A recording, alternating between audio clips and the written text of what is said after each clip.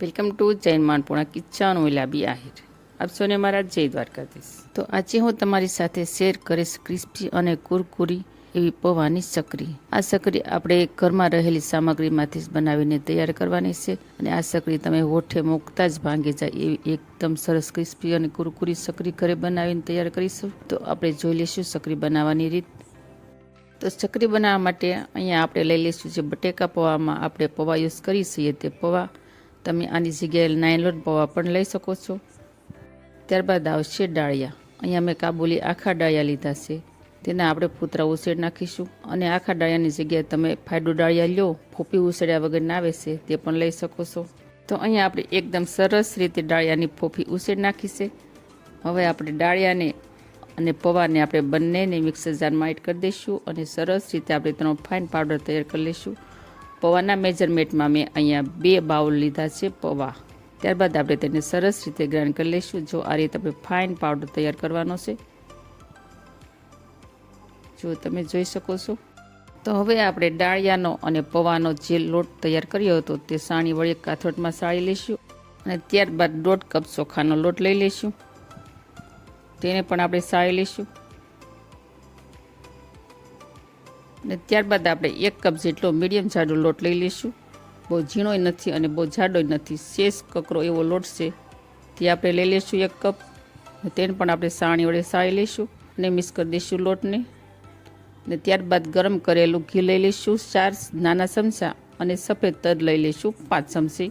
Routing મસાલામાં લઈ લઈશું 1/2 ચમચી હળદર પાવડર, 1/2 ચમચી છે લાલ મરચું પાવડર અને 1 ચમચી લઈ લઈશું ધાણા જીરું પાવડર અને 1/2 ચમચી લઈ લઈશું હિંગ. હિંગ તમે કોઈ પણ લઈ શકો છો, ધનહરની. અમે તો આખી હિંગ જ યુઝ કરીએ છીએ. અને સ્વાદ અનુસાર મીઠું એડ કરી દઈશું અને બધા જ ઇન્ગ્રીડિયન્ટ્સને સરસ રીતે મિક્સ કરી દઈશું. મિક્સ કર્યા બાદ આપણે જો આ રીતનો મુઠ્ઠી બંધાય ને એ રીતનો લોટ થાય ને એ રીતનો આપણે મોં નાખવાનો છે. અને લોટને આપણે ગરમ પાણીથી જ બાંધવાનો છે, કેમ કે ગરમ પાણી હશે તો જ લોટમાં બાઇન્ડિંગ આવશે, કેમ કે આ લોટને આપણે બાફવાનો નથી. બાફ્યા વગર જ ગરમ પાણીમાં લોટ બાંધવાનો છે. આ રીતે સકરી બનાવશો તો પણ એકદમ બહાર જેવી સકરી બનીને તૈયાર થાય છે. હવે આપણે થોડું થોડું પાણી એડ કરતા જઈશું. પાણી ગરમ છે એટલે હું ધીમે ધીમે લોટ બાંધું છું, કેમ કે પાણી ગરમ હોય એટલે હાથે ગરમ લાગે. જો આપણે આ રીતનો પહેલાં લોટ બાંધવાનો છે અને લોટમાં ખાસ ધ્યાન એ રાખવાનું છે કે લોટ ફાટવો ન જોઈએ. અહીંયા આપણે આ રીતનો નોર્મલ લોટ બાંધીને તૈયાર કરવાનો છે. અને બંધાઈ ગયેલા લોટને આપણે કિચન નેપકિનથી ઢાંકી અને 20 મિનિટ સુધી તેને રેસ્ટ આપવાનો છે. તો 20 મિનિટ બાદ આપણે જોઈ લઈશું. અહીંયા આપણો સરસ લોટ કૂણવાઈ ગયો છે. આ લોટને આપણે 7 થી 8 મિનિટ સુધી કન્ટિન્યુ મસળી લઈશું. અને આપણે આ રીતનો લોટ સોફ્ટ લોટ તૈયાર કરવાનો છે. થોડો પણ લોટ કડક હશે કે લોટ ફાટશે તો સકરી છે તે વછેલી તૂટવા લાગશે. એટલે આપણે આમાં લોટ બાંધવાની જ ખૂબી છે. જો આ રીતનો લોટ બાંધીને તૈયાર કરી લઈશું. તો હવે સકરી પાડવા માટે અહીંયા અમે પિત્તળનો સંચો લઈ લીધો છે. તેમાં જે સ્ટારવાળી આપણે જાળી આવે છે તે લઈ લઈશું. સંચામાં આપણે ફરતું બ્રશ વડે ઓઇલ ગ્રીસ કરી લઈશું અને આપણે ગોળ રાઉન્ડ કરી અને તેમાં લોટ ભરી લઈશું. અને ઉપરથી પણ આપણે થોડું ઓઇલ લગાડી દઈશું અને સંચાનું ઢાંકણું કરી દઈશું પેક. ત્યારબાદ આપણે પ્લેટમાં પણ ઓઇલ ગ્રીસ કરી લઈશું. એટલે આપણે પ્લેટમાં સકરી પાડવાની છે, જેથી સકરી સોટવા ન કરે. અને આપણે સકરીના શેપમાં ગોળ રાઉન્ડમાં સંચાને ફેરવતા જઈશું અને સકરી પાડતા જઈશું. અને આગળની પાછળની જે કિનારી આવે છે તેને પ્રેસ કરતા જઈશું, જેથી સકરીને જ્યારે ફ્રાય કરતી વખતે ખુલવા ન કરે. જો આ રીતે આપણે સરસ મજાની સકરી પાડી લઈશું. તો ફ્રેન્ડ, તમને આ સકરીની રેસીપી કેવી લાગી તે મને કમેન્ટ કરી જરૂર કહેજો. અને હજી સુધી તમે મારી ચેનલને સબસ્ક્રાઈબ ન કરી તો પ્લીઝ જય માનપુણા કિચનને સબસ્ક્રાઈબ કરી દેજો. વિડીયોને એક લાઈક જરૂર કરજો અને વધુમાં વધુ શેર કરજો. તો આ રીતે આપણે એક પ્લેટમાં સકરી પાડી લીધી છે. જુઓ છે ને સરસ મજાની. તમે પણ ઘરે આ રીતે ચોક્કસ ટ્રાય કરજો. એકદમ બહાર જેવી સકરી બનીને તૈયાર થાય છે.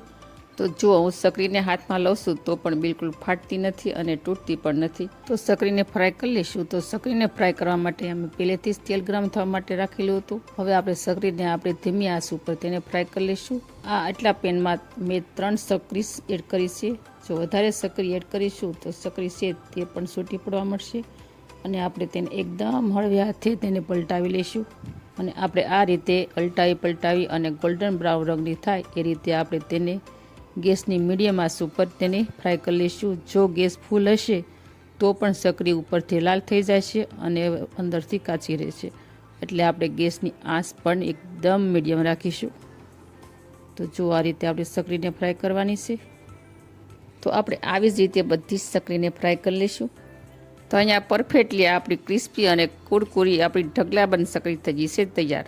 આ સકરીને બાળકોના લંચ બોક્સમાં વાર તહેવારોમાં અથવા તો આપણે જ્યારે નમકીન ખાવાનું મન થયા ત્યારે ફટાફટ ઇઝીલી બનાવીને તૈયાર કરી શકીએ છીએ અને જ્યારે સફરમાં જઈએ ત્યારે પણ આપણે સૂકા નાસ્તામાં લઈ જઈ શકીએ છીએ. રેસીપી પસંદ આવી હોય તો વિડીયોને એક લાઇક કરજો, સબસ્ક્રાઈબ કરજો અને વધુમાં વધુ શેર કરજો. તો આવજો, ફરી મળીશું નવી રેસીપી સાથે. ત્યાં સુધી થેન્ક યુ. જય દ્વારકાધીશ, જય સિયારામ.